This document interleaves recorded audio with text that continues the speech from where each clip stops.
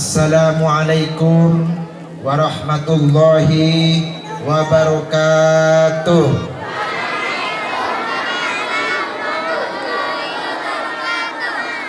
Alhamdulillahi rabbil alamin, wassalatu wassalamu ala ashrafil anbiya'i wal mursalin wa ala alihi wa sahbihi ajma'in.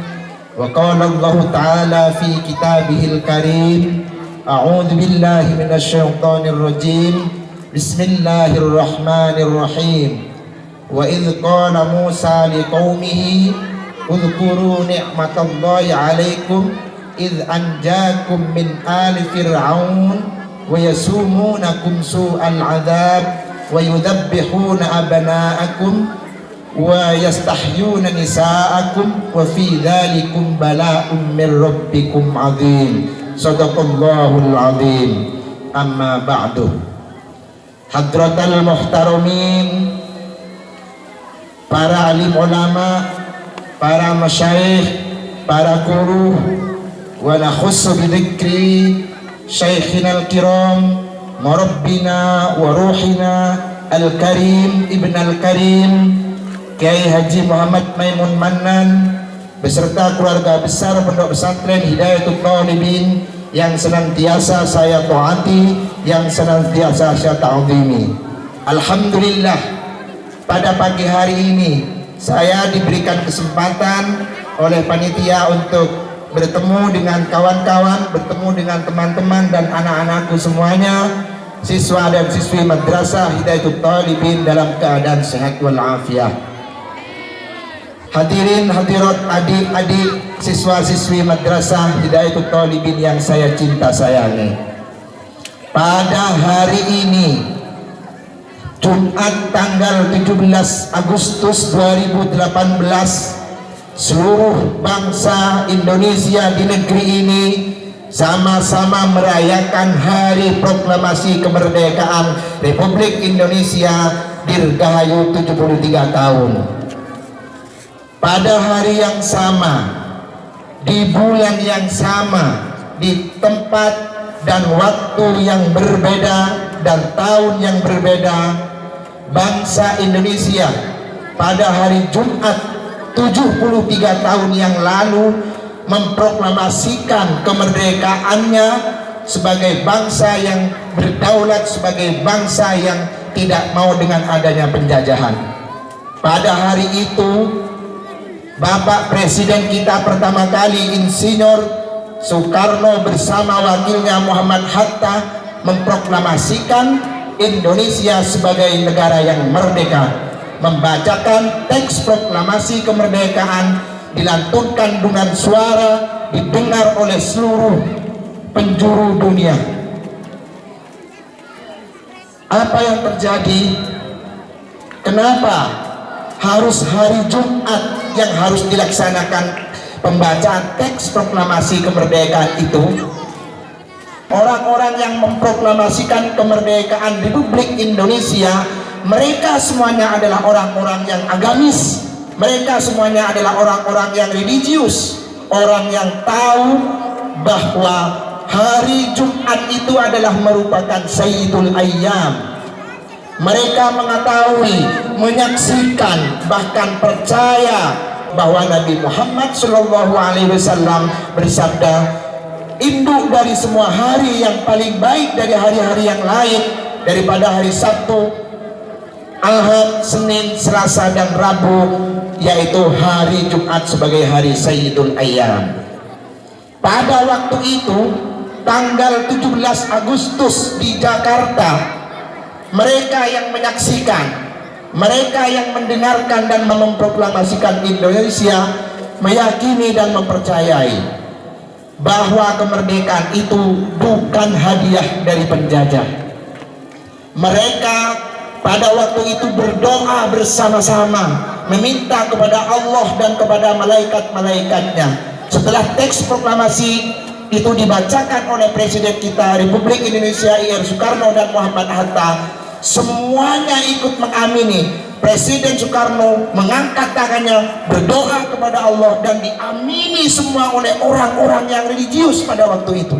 Mereka amin, mereka meminta juga kepada Allah, dan lidah-lidah mereka itu adalah lidah-lidah yang pasti doanya diijabahi oleh Allah Subhanahu wa taala.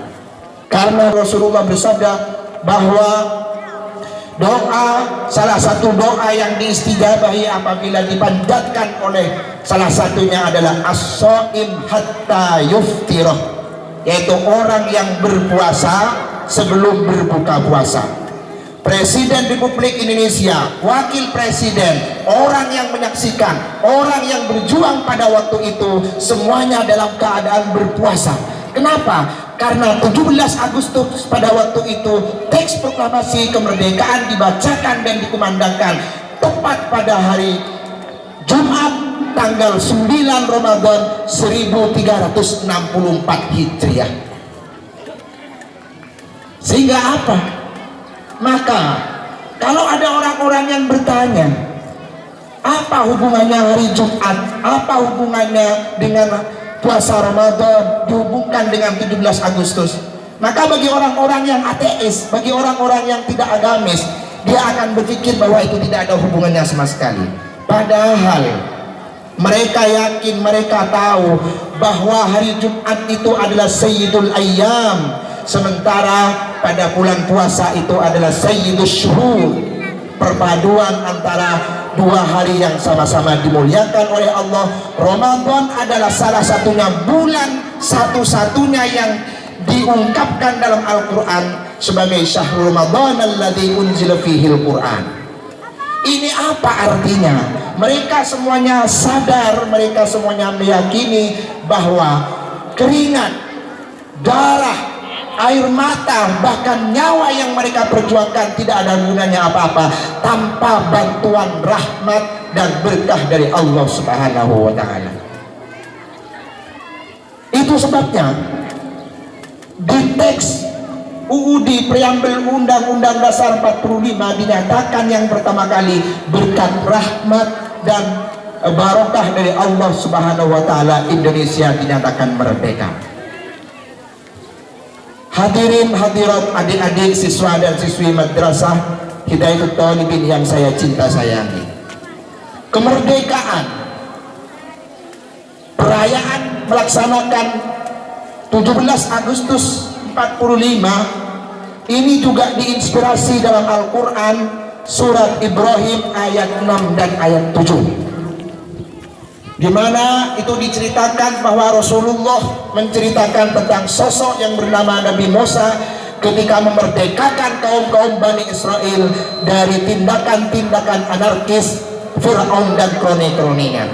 Dalam surat Ibrahim ayat 6 disampaikan, Uzkuru ni'matallahi alaikum id anjakum min ala Fir'aun. Ingatlah, kata Nabi Musa, ingatlah kepada nikmat-nikmat Allah ketika Fir'aun dan kroni-kroninya membebaskan kalian, memerdekakan kalian dari tindakan-tindakan yang dilakukan oleh Fir'aun. Apa yang dilakukan? Yasumunakum su'al adab. Mereka menyiksa, mereka menindak, mereka bertindak anarkis. Wa yudabbihuna abna'akum.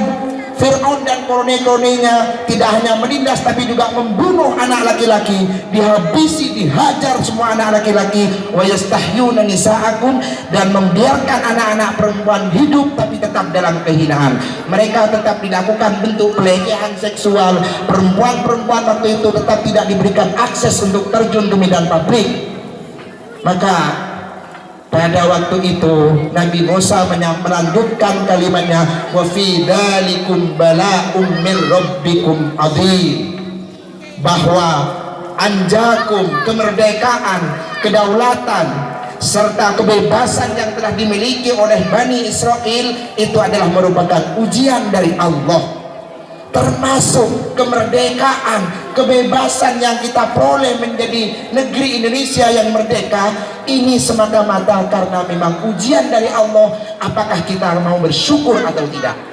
Ayat berikutnya, ayat 7 Ibrahim ayat 7 dilanjutkan, wa il tadzanallahu alaikum la in syakartum la azidannakum wa la in kafartum inna adzabi lasyadid. Kalau kalian bersyukur atas nikmat yang telah saya sampaikan, maka la'azidannakum, tentu akan kami tambah nikmat itu. Ayat ini sungguh luar biasa, karena di dalam kalimat ini ada dua perbedaan redaksi yang sangat menonjol. Ketika bersyukur, Allah bersumpah menegaskan dengan kalimat la'azidannakum, saya akan tambah nikmat itu. Tetapi wala in kafartum, Allah menyampaikan inna adzabi lasyadid, bahwa adabku itu pedih.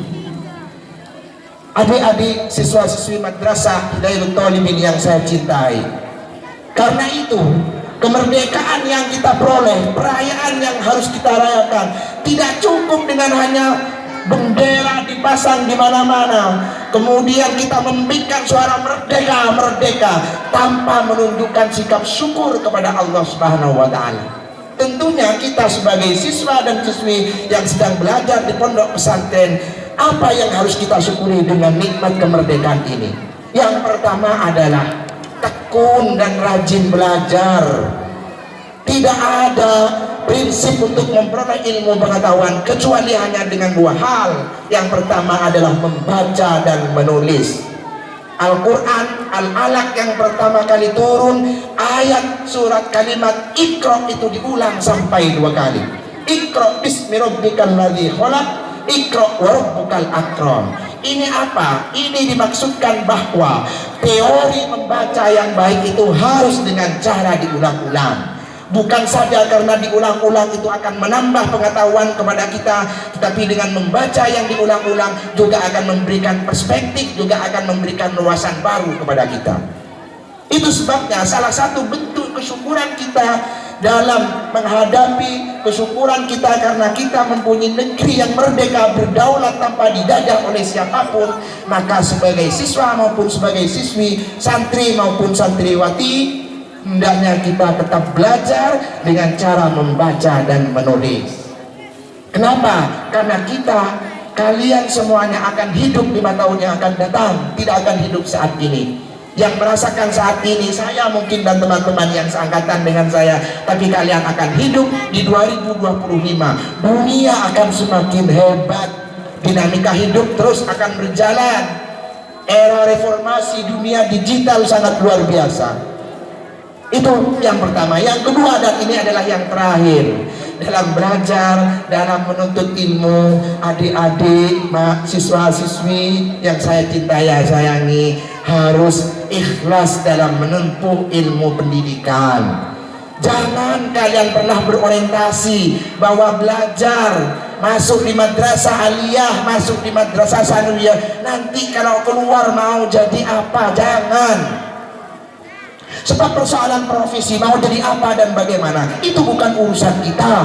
Itu nomor 34. Nomor satunya yang penting kita belajar tetap dengan berbasis ikhlas, karena hanya untuk menuntut ilmu, menegakkan kalimat li'alali kalimatillah, sehingga ilmu yang kita peroleh nantinya adalah ilmu yang nafi, bermanfaat tidak hanya kepada kita tapi juga kepada masyarakat, bangsa dan negara. Hadirin hadirat, adik-adik siswa-siswi yang saya cinta sayangi, sekiranya itu yang paling penting untuk disampaikan. Sekali lagi saya tegaskan bahwa Indonesia merdeka itu adalah karena dipelopori oleh orang-orang yang religius, orang yang agamis, sehingga kemerdekaan kita diambil, dilaksanakan tepat pada hari Jumat sebagai Sayyidul Ayyam, dan juga dilaksanakan pada bulan suci Ramadan sebagai Sayyidul Syuhur daripada bulan-bulan yang lain. Demikian yang dapat saya sampaikan, mudah-mudahan bermanfaat kepada kita semuanya. Wabillahi taufiq wal hidayah. Assalamualaikum warahmatullahi wabarakatuh.